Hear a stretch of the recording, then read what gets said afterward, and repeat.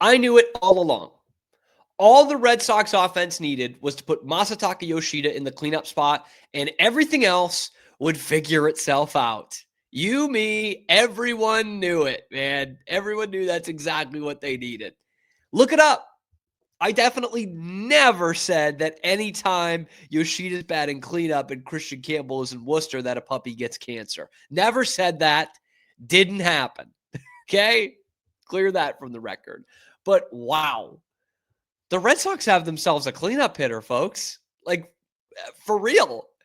Back-to-back huge wins in Toronto, and the catalyst, well, at least offensively the catalyst, has somehow been Masataka Yoshida and his stupid Dwayne "The Rock" Johnson walk-up song. Like, in September, the dude's been cooking. How about a 333 average, 344 on base, 818 OPS? The last week, where the games get even more important, he's been even better. A 970 OPS with 4 extra base hits in crucial games, driven in 11 runs this month. He set the tone in Tuesday's win, and he did it again last night. First inning, RBI double, puts them up 1-0, moving the line, 5 straight hits in that first inning, and they're up 3-0 before Toronto even gets to hit. As a solo homer in the game last night as well. First home run not off a position player this year, I think. I think his only other home run came off Clemens. I believe that was Casey Clemens. Maybe Colby. I don't know. And these are 2 big nights in a row for Masa. And I think what's even more important about that is look who it's coming off of. It's coming off of Kevin Gausman and Max Scherzer, Toronto's best starters. Their ace and a future Hall of Famer. And in those 2 games, 5 for 9, 3 extra base hits, which is a huge number for him, and 2 RBI. And now the magic number's 1. That's clutch. Masataka Yoshida has been clutch for the 2025 Red Sox. Masataka Yoshida in the same sentence as clutch. I never thought I'd see the day. I certainly didn't think we'd see 2025 in that same sentence. But here he is. He's doing the damn thing, man. I got to give him some credit. Doesn't make up for how bad he's been the rest of the year. And no, but in his obvious deficiencies, but he's been clutch right now. But now the big question for me anyway, and for some other Red Sox fans, is this. Is he getting hot at the right time and becoming an X factor in the postseason? Or is he just a guy who feeds off the Toronto Blue Jays? Because, I mean, in 25 career games against the Blue Jays, he has 4 homers now, the most against any one opponent in his career, and has a 951 OPS against them, the second highest of any opponent in his career. Kind of tough to argue. He crushes the Blue Jays. He loves it up there. Maybe he just crushes Toronto and nobody else. I mean, the numbers for September are still good, so it would show that he is getting hot right now. But the only power he's hit for has been against the Blue Jays. That's maybe a red flag, right? Well, not necessarily. Because now that in large part, thanks to Masataka Yoshida, the Toronto Blue Jays have lost back-to-back games. And the Yankees have won back-to-back games. And those 2 teams are tied atop the AL East. So if the Blue Jays do not somehow clinch the division, and they're still in the postseason, that means they'll be playing in the wild card series against, most likely, the Boston Red Sox.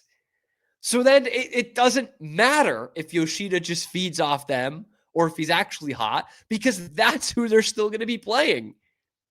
He might just become a playoff hero completely by default, which is fine by me. I'll take that. No one remembers whether Kike Hernandez just crushed the Rays. They just remember that he was like Babe Ruth in that one series. It'd be like if Tua got to the AFC Championship game and he was playing the Patriots. I think that would be perfect scenario, right? Of course, the Red Sox still have the highest likelihood of playing the Yankees in the wild card series, and that means that Yoshida will probably go back to normal. and no one will ever hear from him again. And those puppies will start getting cancer again. And oh, but wait, what's this? Oh, he has 3 homers and 20 RBI against the Yankees in 29 career games. Gasp audibly. So if you think it's just Yoshida taking advantage of an opponent he rakes against, I got good news for you. He rakes against the 2 most likely teams the Red Sox will face in the wild card round, and I am here for it 100%. I'm loving it.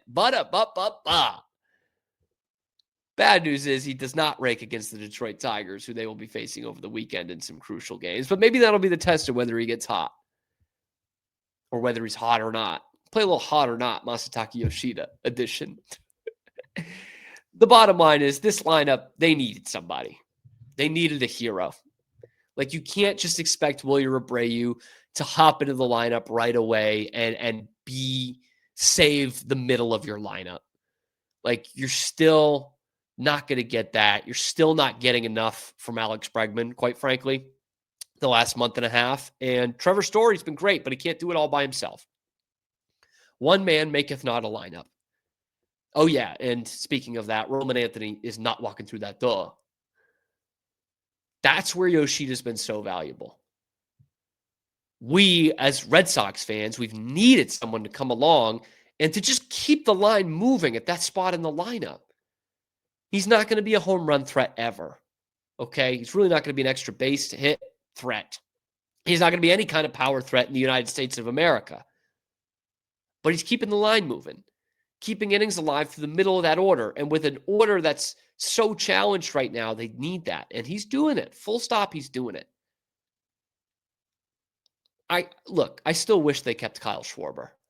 But what do I know? That's water under the bridge. They'll probably be both playing on the same team next year, hopefully. But let me know what you guys think. Is Masataka Yoshida hot, or is this just fluky against the Blue Jays? And do you think he'll carry it over into the postseason? Is he the bat that the Red Sox really needed right now? Let me know in the comment section below. Then be sure to like the video, subscribe to the channel. We come at you live every weekday at high noon Eastern time, and then we're available wherever you get your podcasts as well. I'm your host, Cam Stewart. That's why it's called The Cam Show. Zach Burke keeps us on the air 5 days a week. We're live on YouTube and then wherever you get your podcasts. So check out the channel, talking Bruins, Red Sox, everything else going on in the world of Boston sports all over this YouTube channel. Your lunchtime alternative to Boston Sports Talk Radio.